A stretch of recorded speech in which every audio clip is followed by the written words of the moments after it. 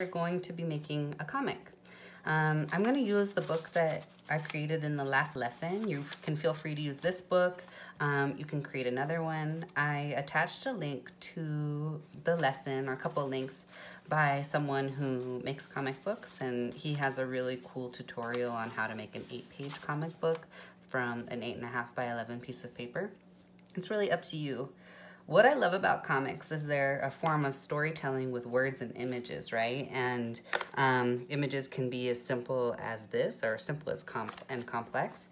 You can have things that have panels, such as this. There can also be images that are like this, which are more collages with words and sketches. There's so many different valid forms of comic book making.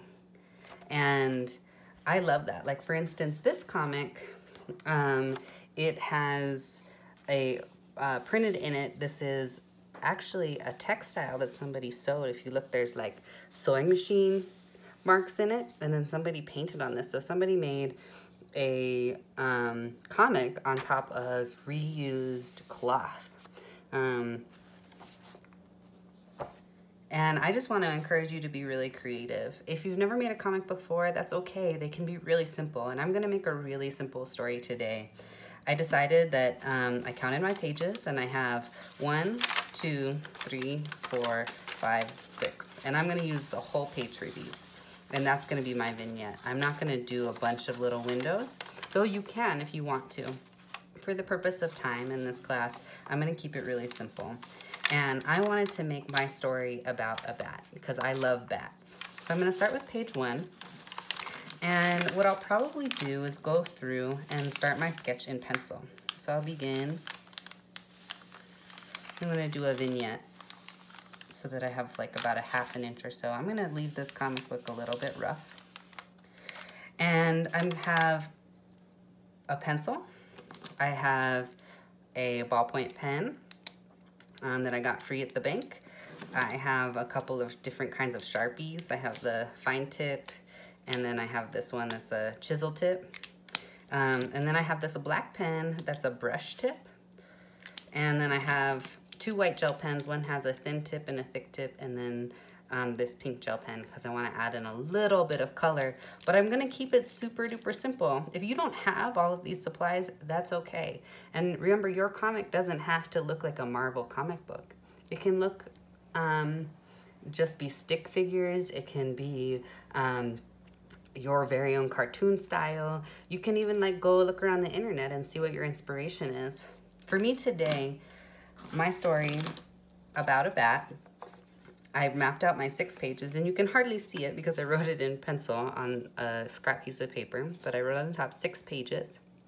And then I wrote out some text. So I have page 1, 2, 3, 4, 5, and 6. Okay? And page 1 has my first things, which is I grow. So it's going to be starting with a baby bat. And then 2, I may not know. 3, why I am here, so, or where I'll go. So for this one, it might be the bat leaving its cave and hunting for bugs at night. 4, but I can feel the stars, because bats can't really see very well. They usually use sonar. And so I like the idea of them having a relationship with something that's greater than them. I sleep in the day and I fly at night. I'm not sure what I'll use for that. I clean my coat and stretch my wings. I know I'm a part of everything. I'm going to use my computer. If you have access to a computer that you can look up images, that's amazing, because I'm going to look up pictures of bats, and I'm going to use that as my reference point. I'm not going to just draw bats for my imagination, though you can. For me, sometimes it's easier to look at my computer and to say, okay, I see that, and I'm going to draw it. Now, if you really wanted to, you can also trace images. A lot of people think tracing isn't just copying, right? And I think it can be if you don't use it as a learning experience. So oftentimes I'll trace something that I've never drawn before from my computer screen, and then I'll draw it by hand second.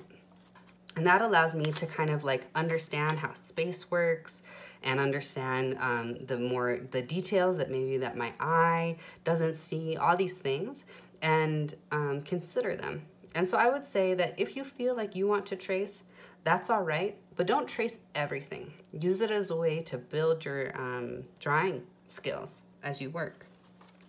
So I'm gonna just get to it. I'm gonna put my video on time lapse and I'm gonna draw my whole story. And you can skip through and then I'll show you and explain what I did in the end, okay?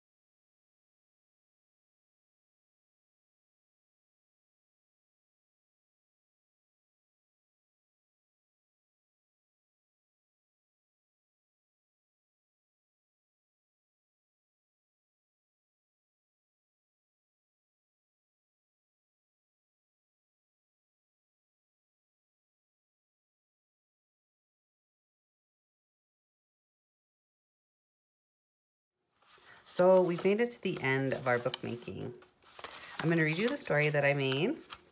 I feel pretty excited about it, and I wish you good luck in creating your own story. I grow. I may not know